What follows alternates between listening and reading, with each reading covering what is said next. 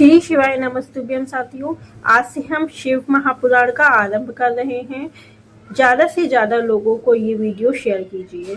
नमस्कार भक्तों, एक समय ऐसा आया जब स्वयं ब्रह्मा जी और भगवान विष्णु के बीच यह विवाद छिड़ गया कि दोनों में सबसे श्रेष्ठ कौन है। ब्रह्मा जी स्वयं को सृष्टि का रचयिता बताते थे, जबकि भगवान विष्णु स्वयं को सृष्टि का पालन करता मानते थे। दोनों ही अपने अपने कार्यों को सबसे महत्वपूर्ण समझते थे। धीरे धीरे यह चर्चा विवाद में बदल गई और विवाद अहंकार में बदल गया। ब्रह्मा जी बोले, मैं इस संपूर्ण सृष्टि का निर्माता हूँ। मेरे बिना संसार का अस्तित्व ही नहीं हो सकता, इसलिए सबसे श्रेष्ठ मैं हूँ। भगवान विष्णु ने उत्तर दिया, हे ब्रह्मदेव, सृष्टि का निर्माण करना महत्वपूर्ण है, परंतु उसका पालन करना उतना ही आवश्यक है। यदि मैं पालन ना करूं तो यह संसार एक क्षण भी टिक नहीं सकता। दोनों अपने अपने तर्क दे रहे थे। विवाद बढ़ता जा रहा था। उसी समय अचानक एक अद्भुत घटना घटी। उन दोनों के सामने एक विशाल प्रकाश स्तंभ प्रकट हुआ। वह कोई साधारण प्रकाश नहीं था। उसकी चमक करोड़ों सूर्यों के समान थी। वह इतना विशाल था कि उसका ना तो आरंभ दिखाई देता था और ना ही उसका अंत दिखाई दे रहा था। ब्रह्मा और विष्णु दोनों ही आश्चर्यचकित रह गए। उन्होंने ऊपर देखा, प्रकाश अनंत ऊंचाइयों तक जा रहा था।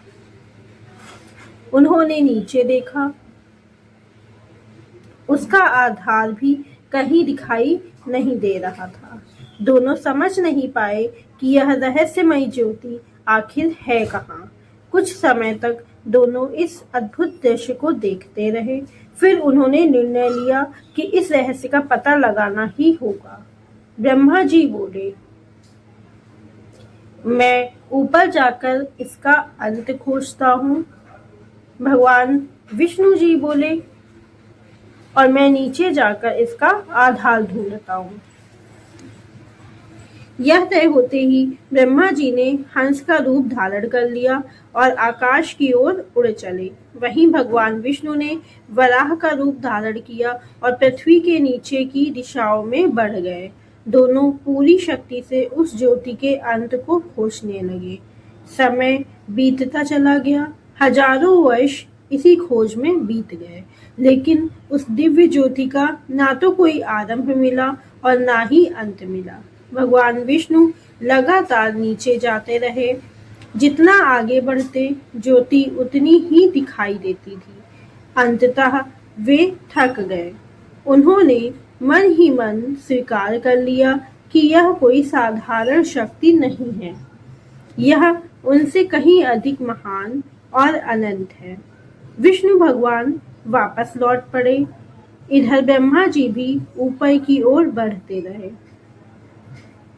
बहुत समय बीत जाने पर भी उन्हें उस ज्योति का अंत दिखाई नहीं दिया। लेकिन तभी उनकी दृष्टि एक केतकी पुष्प पर पड़ी। वह पुष्प उस ज्योति के मध्य से नीचे की ओर आ रहा था।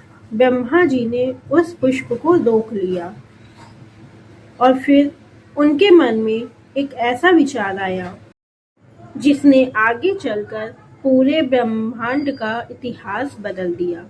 आखिर ब्रह्मा जी के मन में कौन सा विचार आया? केतकी पुष्प ने उनसे क्या कहा और कैसे इस रहस्यमयी ज्योति से स्वयं भगवान शिव प्रकट हुए? यह अद्भुत कथा हम जानेंगे शिव महापुराण के अगले भाग में।